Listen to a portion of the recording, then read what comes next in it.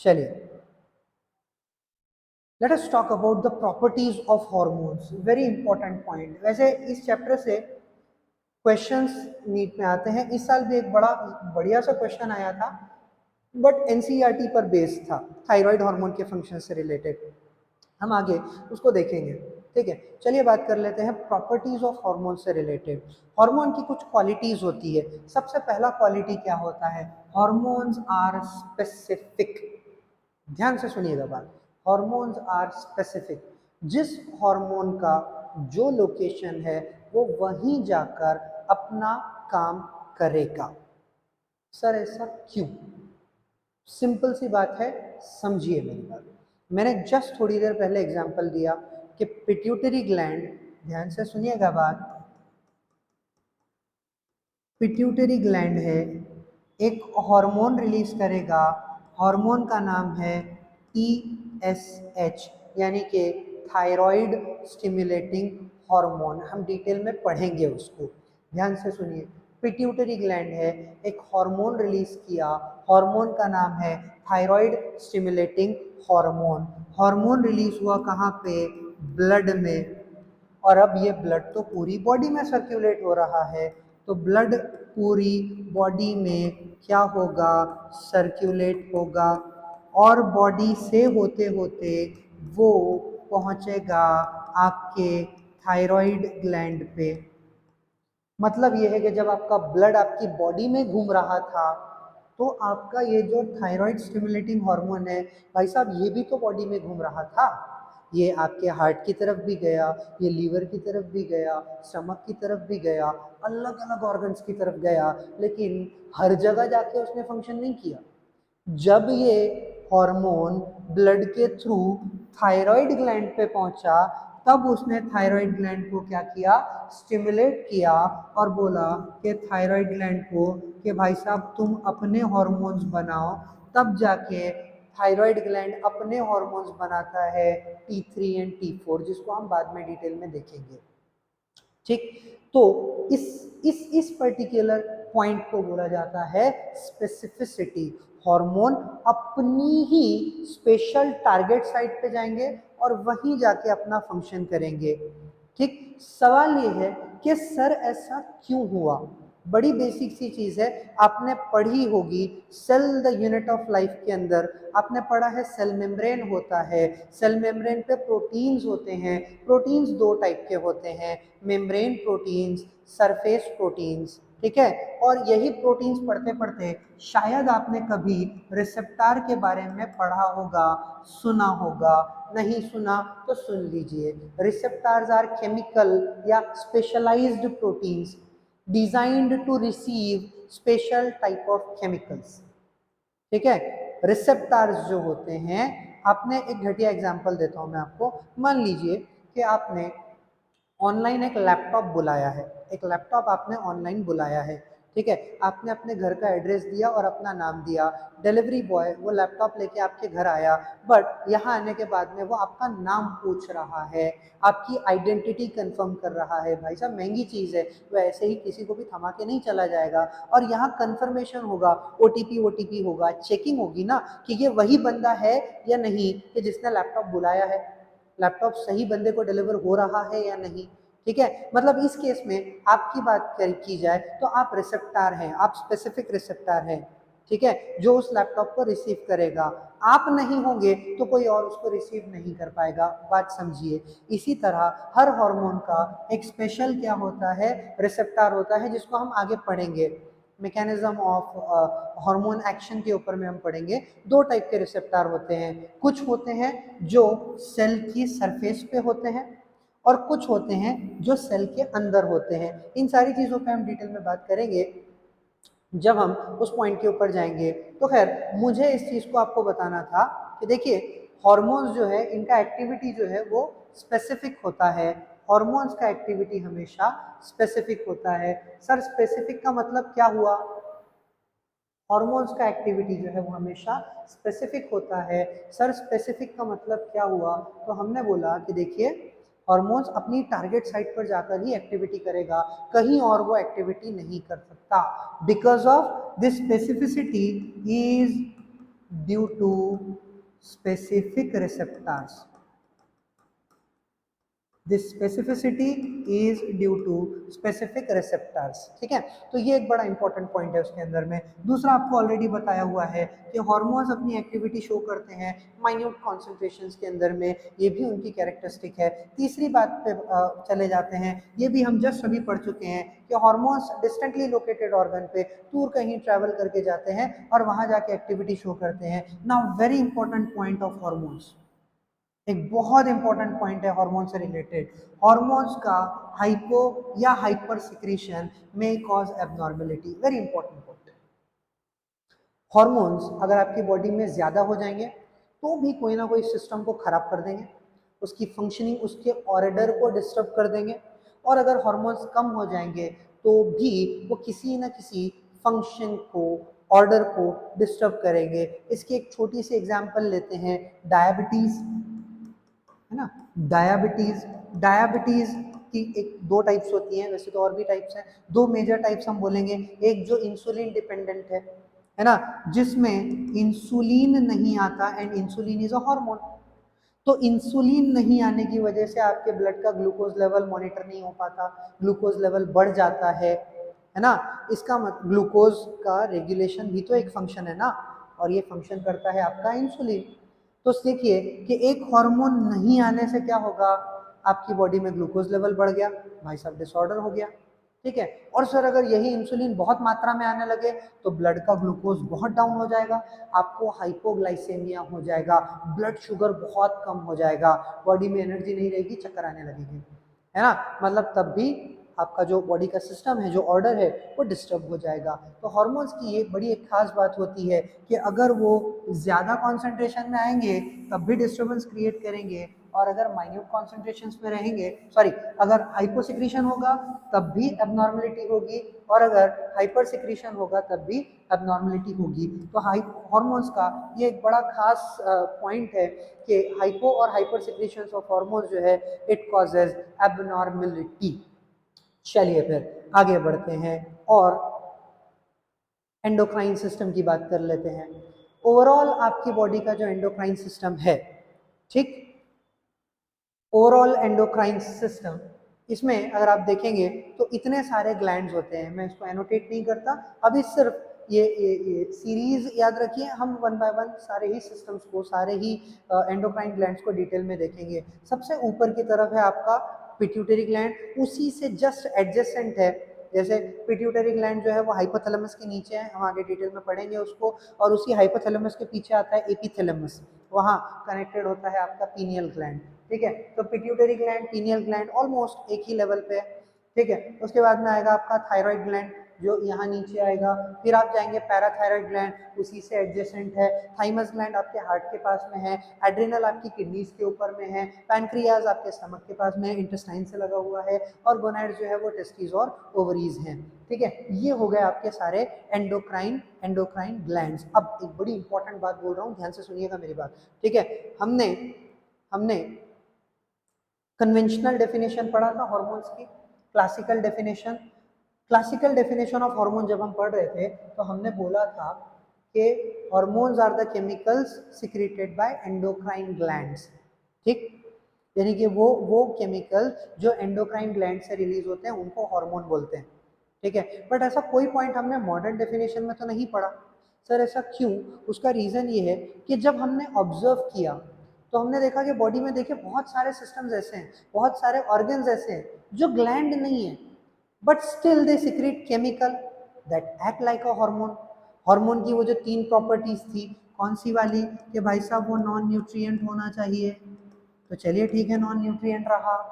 ठीक है, और क्या होना चाहिए, माइन्यूट कॉन्सेंट्रेशंस में रिलीज होना चाहिए।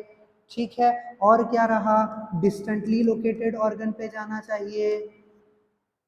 ठीक, और इंटरसेल्यूलर, वेरी इंपॉर्टेंट है, इंटरसेल्यूलर मैसेंजर की तरह काम करना चाहिए, तब जाके उसको आप क्या कह बोलेंगे, हार्मोन बोलेंगे, सॉरी, तब हम इसको नाम देंगे हार्मोन का।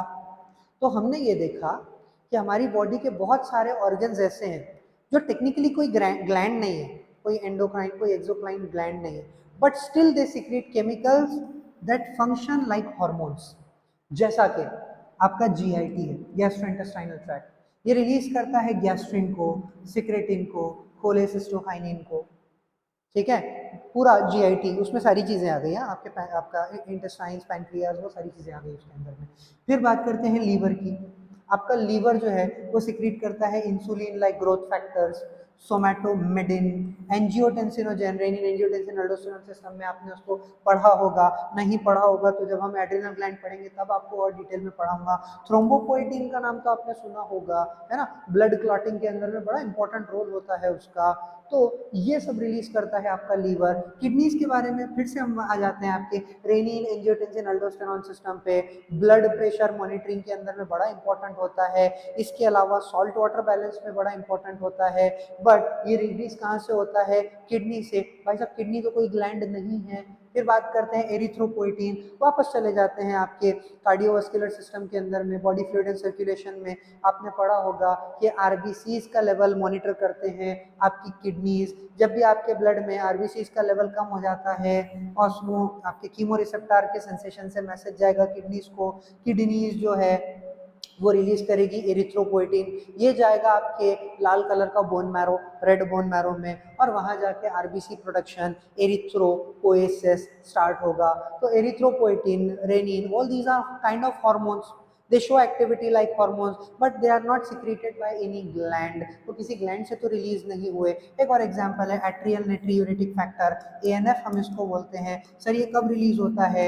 जब आपका ब्लड प्रेशर बहुत बढ़ जाता है, हम बाद में उसको डिटेल में पढ़ेंगे, ठीक है। तो हार्ट तो कोई ग्लैंड नहीं है। तो हमने जब ये देखा कि भैया बॉडी में बहुत सारे स्ट्रक्चर्स ऐसे हैं that are not technically any gland but still they release chemical, they act that act as a hormone. Body में बहुत सारे स्ट्रक्चर्स ऐसे हैं जो कोई ग्लैंड तो नहीं है बट ऐसे केमिकल्स रिलीज करते हैं जो हार्मोन जैसे काम करते हैं। तो फिर सर उसको क्या बोला जाए? तो फिर तो हमने बोला कि देखो हार्मोन की जो क्लासिकल डेफिनेशन है उसको ही चेंज कर दो, है ना। पहले ये बोलते थे कि hormones are structures, chemical messenger secreted by endocrine glands, जो भी एंडोक्राइन ग्लैंड सिक्रेट करेगा वो हार्मोन होगा। अब उसको चेंज कर दिया। तब हमने हार्मोन की डेफिनेशन में ये 3 पॉइंट्स ऐड किए कि देखिए भाई साहब बॉडी का कोई भी केमिकल हो, अगर वो इस पैटर्न पे काम कर रहा है तो वो हार्मोन है। डजंट मैटर कि वो कोई ग्लैंड सिक्रीट कर रहा है या कोई ग्लैंड उसको सिक्रीट नहीं कर रहा। डजंट मैटर कि वो किसी एंडोक्राइन ग्लैंड से आ रहा है या बॉडी के किसी और स्ट्रक्चर से आ रहा है। If it is showing if it is functioning based on these points, it is a non-nutrient, it is released in minute concentration and it acts as an intercellular messenger, then it should be referred as a hormone। तब उसको hormone बोला जाएगा या hormone बोलना चाहिए, ठीक है। चलिए इन्हीं सारी चीजों से रिलेटेड आपका एनसीईआरटी क्या बोलता है, हम कुछ पॉइंट्स को हाईलाइट करेंगे, ठीक। एंड देन फिर आगे चल के बात करेंगे आपके फर्स्ट ग्लैंड के बारे में जो रहेगा pituitary gland. But pituitary gland is very much connected to hypothalamus, वो दोनों चीजें पढ़ना और भी ज्यादा जरूरी हो जाता है, ठीक। तो चलिए पहले बात करते हैं आपके एनसीईआरटी के बारे में। तो देखिए एनसीईआरटी क्या बोलता है, एंडोक्राइन ग्लैंड्स लैक डक्ट्स, जो हम ऑलरेडी पढ़ चुके हैं, ठीक है। Hence are called as ductless glands. आपको शुरुआत में ही पढ़ाया है दो टाइप के, एंडो और एक्सोक्राइन ग्लैंड्स। आपने खुद ने उसमें देखा है कि एंडोक्राइन ग्लैंड्स के अंदर में कोई पाइपलाइन, कोई डक्ट सिस्टम नहीं होता और वो अपने केमिकल्स को their secretions are called as hormones and they directly release their secretions into blood, ठीक है। फिर वही बात देखिए क्लासिकल डेफिनेशन जो अभी आपको बताया था हार्मोन की, the classical definition of hormone as chemical produced by endocrine glands released into the blood and transported to distantly located target organs। ये है क्लासिकल डेफिनेशन, क्लासिकल डेफिनेशन, ठीक है। हार्मोन्स का क्लासिकल डेफिनेशन हाईलाइट कर लीजिएगा उतने point को कि दीज आर द केमिकल्स, कहाँ गया भाई, the classical definition of hormone क्या बोलता है, chemical produced by endocrine glands and release into blood, ठीक है, and transported to distantly located target organs, ठीक है। देखिए आपको मालूम है जब आप एनसीईआरटी पढ़ते हैं या नीट में मोस्टली जो जो जो क्वेश्चंस आते हैं दे आर एनसीईआरटी बेस्ड, ठीक है। तो एनसीईआरटी से क्वेश्चन बनाने का टेक्निक जो है वो आपको समझ में आना चाहिए, ठीक। यहाँ पर चलिए हम एक क्वेश्चन बनाते हैं। क्वेश्चन रहेगा आइडेंटिफाई द करेक्ट स्टेटमेंट या which of the following is wrong in the classical definition of hormones. बात समझिए, which of the following is wrong in the classical definition of hormones, ठीक है। फर्स्ट पॉइंट उसके अंदर में दिया हुआ रहेगा कि केमिकल्स प्रोड्यूस्ड बाय, पहला स्टेटमेंट रहेगा these are the chemicals produced by endocrine glands. तो हाँ, क्लासिकल डेफिनेशन के हिसाब से ये बात सही है। दूसरा स्टेटमेंट दिया रहेगा रिलीज इनटू द ब्लड, हाँ ये बात भी सही रहेगी, ठीक है। और तीसरा स्टेटमेंट दिया हुआ रहेगा transported to distantly located target organs, चलिए ये बात भी सही रहेगी। तीन स्टेटमेंट सही आ गए, मतलब चौथा स्टेटमेंट कुछ तो भी इनकरेक्ट होने वाला है, ठीक है। जैसा अभी की कंडीशन में मैंने बोल दिया कि चौथा जो स्टेटमेंट है वो रहेगा intercellular messenger, they are intercellular messengers. अब देखिए, जब आप क्वेश्चन सॉल्व करेंगे तो आपको लगेगा यार ये बात तो सही है, hormones are intercellular messenger, but उसके लिए आपको क्वेश्चन क्या था उस पर ध्यान देना पड़ेगा। क्वेश्चन ये था कि which of the following statement is incorrect in the classical definition. तो क्लासिकल डेफिनेशन में ये 3 पॉइंट्स तो है, बट ये पॉइंट नहीं है, ये तो मॉडर्न डेफिनेशन का पॉइंट है ना। ये छोटी छोटी चीजें हैं, ये आप एनसीईआरटी में देखेंगे, और अगर इस पे फोकस करेंगे, सॉरी इस पर अगर आप फोकस करेंगे तो एनसीईआरटी को रीड करना जो है वो आपके लिए बहुत आसान हो जाएगा। चलिए आगे बढ़ते हैं, आगे बढ़ते हैं और मॉडर्न डेफिनेशन के बारे में बात कर लेते हैं। फिर मॉडर्न डेफिनेशन क्या बोलती है, ये सारे वही पॉइंट्स है जो हमने पढ़ा है, बट हम ये है कि हम एनसीईआरटी के पॉइंट ऑफ व्यू से उन चीज़ों को समझ लेते हैं, या हाईलाइट करने के पॉइंट ऑफ व्यू से वो चीज़ों को देख लेते हैं, ठीक है। तो मॉडर्न डेफिनेशन क्या बोलता है, hormones are non nutrient chemical, जैसे आपको बताया, ये हो गया पॉइंट नंबर 1। दूसरा which act as intercellular messengers, ये हो गया पॉइंट नंबर 2। और तीसरा क्या है, produce in trace amount trace concentration, ये हो गया point number 3। So these are 3 points related to modern definition of hormone, जो हम ऑलरेडी पढ़ चुके हैं, ठीक है। अब वही बात देखिए फिर से आ रही है, the new definition of hormone covers a new number of new molecules. नया डेफिनेशन ऑफ हार्मोन जो है ये कई सारे न्यू मॉलिक्यूल्स को क्या करता है, कवर अप करता है, ठीक। मॉडर्न डेफिनेशन ऑफ, सॉरी, हाँ, modern definition of hormone covers a number of new molecules in addition to hormones secreted by organized endocrine glands। Organized endocrine glands के अलावा सिक्रीट किए हुए हार्मोन्स को भी, केमिकल्स को भी मॉडर्न डेफिनेशन के अंदर में इंक्लूड किया हुआ है, ठीक। फिर एक और चीज याद रखिए, शायद कभी आ जाए, बहुत ज्यादा इंपॉर्टेंट तो नहीं है, कि invertebrates possess very simple endocrine system. Invertebrate जो होते हैं स्मॉलर लेवल ऑफ ऑर्गेनाइजेशन जिनका होता है, ठीक है, बहुत ज़्यादा वेल डेवलप्ड न्यूरल सिस्टम नहीं होता, कोऑर्डिनेशन सिस्टम नहीं होता, तो उनकी बॉडी में हार्मोनल सिस्टम भी उतना ज़्यादा डेवलप नहीं होता as compare to those organism जो कॉम्प्लेक्स हैं, वर्टेब्रेट्स हैं, आपके और हमारे जैसे हैं, ठीक। चलिए आगे बढ़ते हैं और बात करते हैं, सॉरी, ह्यूमन एंडोक्राइन सिस्टम के बारे में, ठीक। जैसे अभी आपको बताया कि ह्यूमन एंडोक्राइन सिस्टम के पार्ट्स रहेंगे, सबसे पहले हाइपोथैलेमस हमने उसमें ऐड नहीं किया था, ठीक। हाइपोथैलेमस को याद रखिए कि हम बॉडी का मास्टर कंट्रोल बोलते हैं, क्यों बोलते हैं, रीजन आपको आगे बताऊंगा। Hypothalamus is called as the master control, ठीक है। जबकि पिट्यूटरी ग्लैंड जो यहाँ होता है, हाइपोथैलेमस ये है, पिट्यूटरी ग्लैंड यहाँ पर है, इसके पीछे में देखिए यहाँ पे रहेगा पीनियल ग्लैंड एपिथैलेमस के आसपास में, ठीक है। पिट्यूटरी ग्लैंड को बोला जाता है master gland, pituitary gland is called as the master gland, जबकि हाइपोथैलेमस को मास्टर कंट्रोल बोला जाता है, रीजन आपको आगे बताएंगे, ठीक। उसके बाद जैसे आपको बोला था थायराइड रहेगा, थाइमस रहेगा, पैनक्रियाज हो गया, ये आपके एड्रिनल ग्लैंड्स हैं। उसके बाद गोनैड्स रहेंगे, गैमेट फॉर्मिंग ऑर्गन्स रहेंगे आपके, वो या तो ओवरीज रहेंगे या फिर टेस्टीज रहेंगे, ठीक है। तो ये हो गया ह्यूमन का पूरा एंडोक्राइन सिस्टम, ठीक। कुछ पॉइंट्स यहाँ आपके एनसीईआरटी के पढ़ लेते हैं, उसके बाद में नेक्स्ट टॉपिक जब हम स्टार्ट करेंगे वो रहेगा आपका हाइपोथैलेमस, ठीक। The endocrine glands and hormone producing diffused tissues cells located in different parts of parts of our body. ठीक, अब देखिए इसमें क्या क्या स्टेटमेंट है, स्टेटमेंट बड़ा इंपॉर्टेंट है। ये बोलता है कि endocrine glands number 1 and number 2 hormone producing diffused tissues, endocrine glands and hormone producing diffused tissues। ठीक है, इन दोनों को मिलाकर, ठीक, जो बॉडी के अलग अलग पार्ट्स पे है, अलग अलग लोकेशन पे है, ठीक है, इन दोनों को मिलाकर both of the system together are called as endocrine system. इसका मतलब एंडोक्राइन सिस्टम में सिर्फ एंडोक्राइन ग्लैंड्स नहीं आते, अकॉर्डिंग टू योर एनसीईआरटी उसमें हार्मोन प्रोड्यूसिंग डिफ्यूज्ड टिश्यूज भी इंक्लूडेड होते हैं। क्या क्या है? Pituitary, pineal, thyroid, adrenal, pancreas, parathyroid, thymus and gonads, जिसके बारे में हम ऑलरेडी बात कर चुके हैं। ठीक, और देखिए in addition to these some other organs, जैसे कि आपका जीआई ट्रैक्ट अभी बोला, liver, kidney, heart also produce hormones, ये भी क्या करते हैं? हॉर्मोन्स प्रोड्यूस करते हैं। ठीक है, अब आगे बढ़ेंगे। ये हो गया आपका बेसिक ये बोला जाए कि पूरा का पूरा आपका एंडोक्राइन सिस्टम यहाँ पे रखा हुआ है। अब वन बाय वन हम एक एक हार्मोन या एक एक ग्लैंड के ऊपर में इन डिटेल बात करेंगे।